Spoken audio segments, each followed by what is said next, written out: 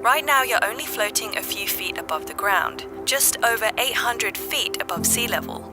But you're about to go much higher, on a journey to the edge of space.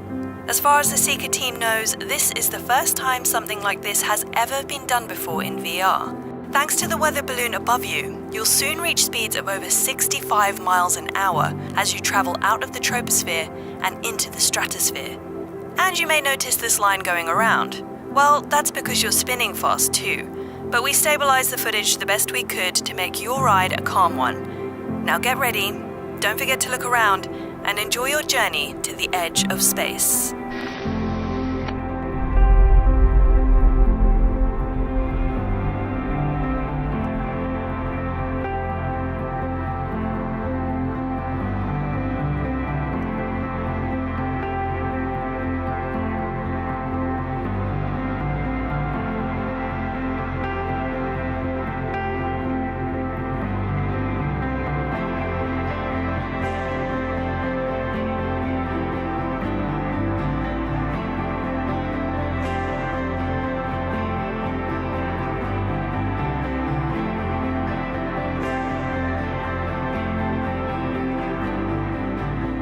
The trip has just begun, but you've already flown past the tallest building in the world, the Burj Khalifa in Dubai. But the Jeddah Tower in Saudi Arabia, which is already under construction, is set to overtake it, reaching just over 3,200 feet.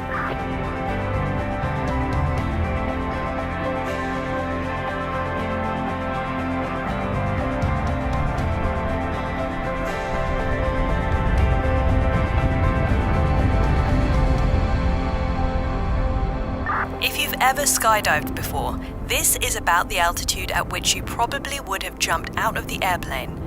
Now might be a good time to look down.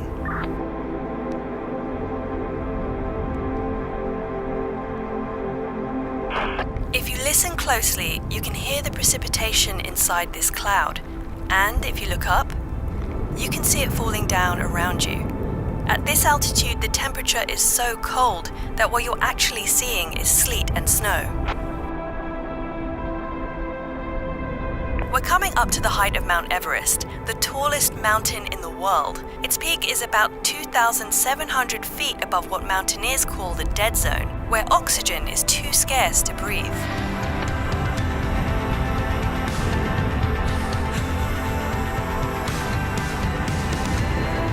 And just a short distance above Everest Peak is the cruising altitude of commercial flights. Look around to see an angle of the world you wouldn't normally see sitting in an airplane.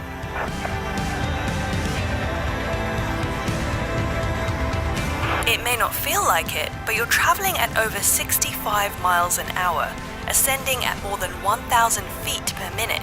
This might be because we hit the jet stream, a current of fast-moving air cutting through our atmosphere.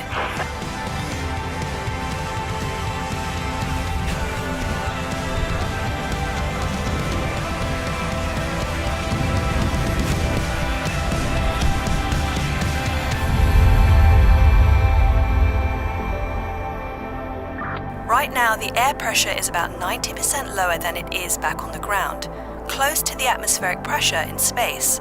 Under these conditions, your body would not be able to survive without a spacesuit.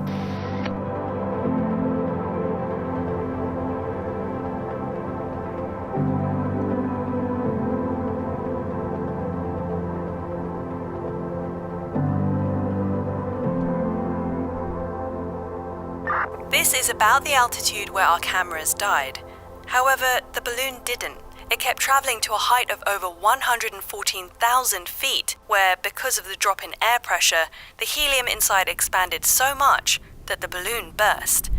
The cameras and equipment fell back down to Earth, where our Seeker team tracked and found it.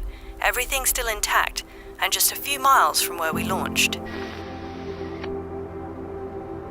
We had a plan to go to the stratosphere, to bring seekers like you to a place that you wouldn't otherwise be able to go, to experience the world from a new angle, to take you to the edges of the Earth.